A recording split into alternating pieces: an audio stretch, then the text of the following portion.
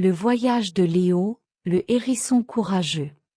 Il était une fois, dans une paisible clairière entourée de grands arbres et de fleurs sauvages, un petit hérisson nommé Léo.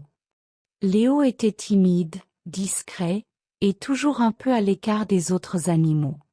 Ce n'était pas qu'il ne voulait pas jouer avec eux, mais ses épines piquaient parfois sans faire exprès, et cela le rendait triste. Tous les jours, Léo regardait les papillons voler, les écureuils grimper aux arbres, et les lapins bondir dans les présidents. Il rêvait secrètement de partir à l'aventure, d'explorer les coins les plus mystérieux de la forêt, de franchir les rivières et peut-être même, de grimper la colline dorée que l'on apercevait tout au loin. Mais chaque fois qu'il s'approchait des autres, il se rappelait qu'il était trop piquant, et il faisait demi-tour. Un matin, alors que le soleil s'élevait lentement dans le ciel, un grondement lointain fit trembler la terre. Le vent souffla plus fort que d'habitude, les feuilles s'envolèrent dans tous les sens. Une tempête approchait, plus grande et plus violente que jamais vue dans la forêt. Les animaux, affolés, couraient dans tous les sens. Ils ne savaient pas où aller pour se mettre à l'abri.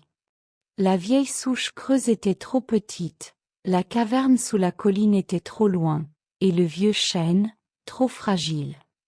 Léo, qui observait la scène, sentit un frisson parcourir son dos. Pas à cause du vent, mais parce qu'il venait d'avoir une idée.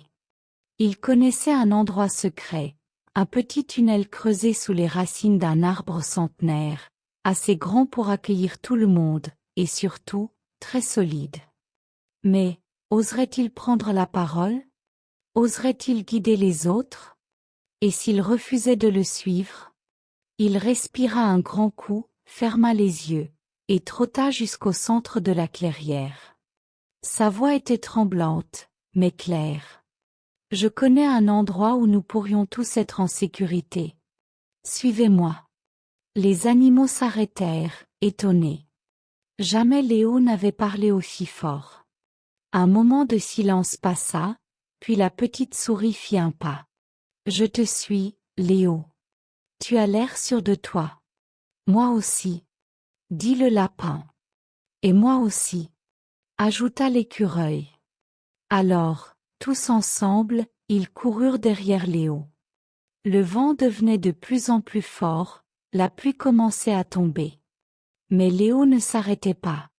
Il se souvenait de chaque pierre, chaque branche. Il connaissait le chemin comme sa poche. Enfin, ils arrivèrent devant le grand arbre. Léo écarta les feuilles et montra l'entrée du tunnel.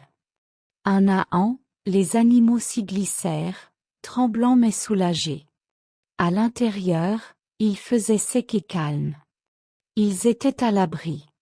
Quand la tempête fut passée, les animaux sortirent, et un magnifique arc-en-ciel s'étira dans le ciel.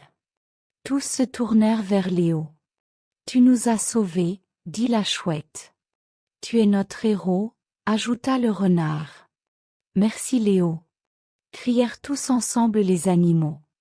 Léo rougit un peu, baissa les yeux, mais il souriait. Pour la première fois, il ne se sentait plus différent.